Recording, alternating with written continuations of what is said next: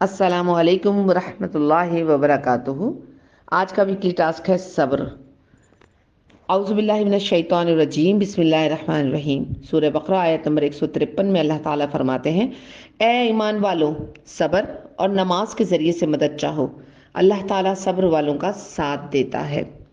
اب اس کی مختصر تشریح دیکھتے ہیں تو ہم دیکھتے ہیں کہ صبر اور نماز کے ذریعے تعلیم دی گئی ہے۔ احکام شریعت پر عمل کرنے میں جو دشواریاں پیش آتی ہیں اور مصائب برداشت کرنا پڑتے ہیں، صبر اور نماز پر ہمیشگی ان مشکلات کا مقابلہ کرنے میں معاون ہے۔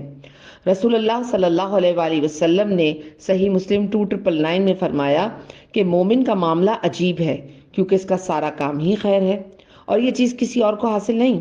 خیر اس طرح کہ اگر اسے کوئی خوشی پہنچے تو شکر کرتا ہے اور اس کے لیے خیر ہے، اور اگر تکلیف پہنچے تو صبر کرتا ہے اور وہ بھی اس کے لیے خیر ہے۔ اب اس سے معیت یعنی خصوص سے جو ہمیں ساتھ ملتا ہے وہ مراد کیا ہے کہ جس سے اللہ کا ساتھ مل جائے اسے کیا غم۔ جیسے نبی کریم صلی اللہ علیہ وآلہ وسلم نے حضرت ابوبکر صدیق رضی اللہ تعالیٰ عنہ سے فرمایا تھا کہ غم نہ کر، بے شک اللہ ہمارے ساتھ ہے۔ مقصد یہ کہ صبر کرو تاکہ تمہیں اللہ کا ساتھ نصیب ہو جائے۔ ہم نے صحیح بخاری کی حدیث 1469 لی ہے۔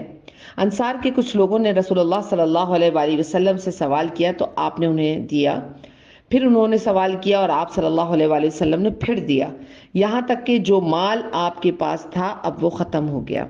پھر آپ صلی اللہ علیہ وآلہ وسلم نے فرمایا کہ اگر میرے پاس جو مال و دولت ہو تو میں اسے بچا کر نہیں رکھوں گا، مگر جو شخص سوال کرنے سے بچتا ہے تو اللہ تعالیٰ بھی اسے سوال کرنے سے محفوظ ہی رکھتا ہے، اور جو شخص بے نیازی برتتا ہے تو اللہ تعالیٰ اسے بے نیاز بنا دیتا ہے، اور جو شخص اپنے اوپر زور ڈال کر بھی صبر کرتا ہے تو اللہ تعالیٰ بھی اسے صبر و استقلال دے دیتا ہے، اور کسی کو بھی صبر سے زیادہ بہتر اور اس سے زیادہ بے پایا خیر نہیں ملتی۔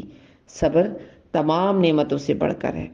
یہاں سوال سے مراد سوال جواب نہیں ہے، سوال سے مراد ہے کچھ لوگوں نے تقاضۂ رقم کیا تو آپ صلی اللہ علیہ وآلہ وسلم نے انہیں دیا، پھر کیا تو آپ نے پھر دیا، یہاں تک کہ آپ کے پاس جو مال تھا، جو دولت تھی وہ ختم ہو گئی، کم ہو گئی، اس وقت ختم ہو گئی تو آپ نے فرمایا کہ میرے پاس اگر بہت زیادہ بھی ہوتا تو میں وہ بھی دے دیتا، لیکن پسند کس سے فرمایا؟ صبر کرنے کو، یعنی کہ سوال سے بچنا ہے، مانگنا نہیں ہے کسی سے۔ یہاں حدیث سے ہمیں واضح ہوتا ہے کہ اللہ تعالیٰ بھی کسی سے اپنی غرض کہنے کو پسند نہیں کرتا۔ ہمیں جو مانگنا ہے اللہ سے مانگیں، اور ہم یہ اللہ سے کب مانگیں گے؟ جب ہم میں صبر و استقلال پیدا ہوگا، اور جو شخص صبر کرتا ہے، سوال سے بچتا ہے، خاموش رہتا ہے، اپنی مشکل کے وقت کسی کو کچھ نہیں بولتا، تو اللہ تعالیٰ بھی اسے بے پناہ خیر و برکت دے دیتا ہے۔ اور وہ کیسی خیر ہوتی ہے؟ وہ اسے صبر مل جاتی ہے، اور صبر ایک ایسی چیز ہے جو تمام دنیا کی نعمتوں میں سب سے بڑھ کر ہے، کیونکہ اللہ تعالیٰ صبر کرنے والوں کے ساتھ ہے۔ صحیح مسلم سے 2139 حدیث لی ہے۔ رسول اللہ صلی اللہ علیہ وآلہ وسلم نے فرمایا، صبر پہلے صدمے کے وقت ہے، اس کے بعد تو انسان غم کو آہستہ آہستہ برداشت کرنے لگتا ہے۔ کتنی خوبصورت حدیث ہے۔ سب سے بڑا غم کیا ہوتا ہے ہمارے زندگی میں؟ ہمارا کوئی اپنا چلا جائے۔ جس وقت وہ دنیا سے رخصت ہوتا ہے اس وقت بین کرنے کے بجائے اگر اللہ سے ہم کہیں انا للہ و انا الیہ راجعون، اے اللہ تیری امانت تیرے پاس ہے، تو یقین جانیے اللہ تعالیٰ اس وقت کا صبر ہمیں بہت بڑی نعمت کے ساتھ نوازتا ہے۔ دنیا میں ہر نقصان کا بدل مل جاتا ہے، جو کوئی بھی چیز کھوئے، کوئی بھی چیز ہمیں غم دے دے، ہر چیز کا بدلہ اللہ دے دیتا ہے اور آہستہ آہستہ صبر دے دیتا ہے۔ مگر اصل صبر کیا ہے؟ جب مصیبت آئے اس وقت خاموشی اختیار کرنی ہے، اس وقت رونا پیٹنا نہیں مچانا، اس وقت وویلا نہیں مچانا۔ غم تو ساری زندگی کا ہے، پھر تو برداشت کرنا ہے۔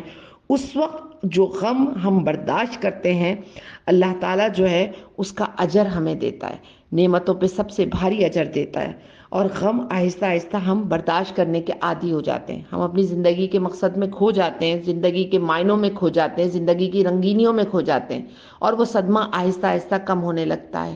لیکن اصل جو اس وقت غم اترتا ہے اس وقت اگر ہم نے برداشت کر لیا تو اصل صبر وہی ہے۔ صبر کسی کے کہنے سے نہیں آتا، صبر اللہ عطا فرماتے ہیں، دل کو صبر اللہ عطا فرماتے ہیں، اور صبر آتے آتے آتا ہے، مگر غم کے وقت صبر کرنا سب سے بڑی جو ہے وہ اللہ تعالیٰ کی طرف سے نعمت ہے، وہ جسے چاہے عطا فرماتے۔ اللہ تعالیٰ ہم سب کو صبر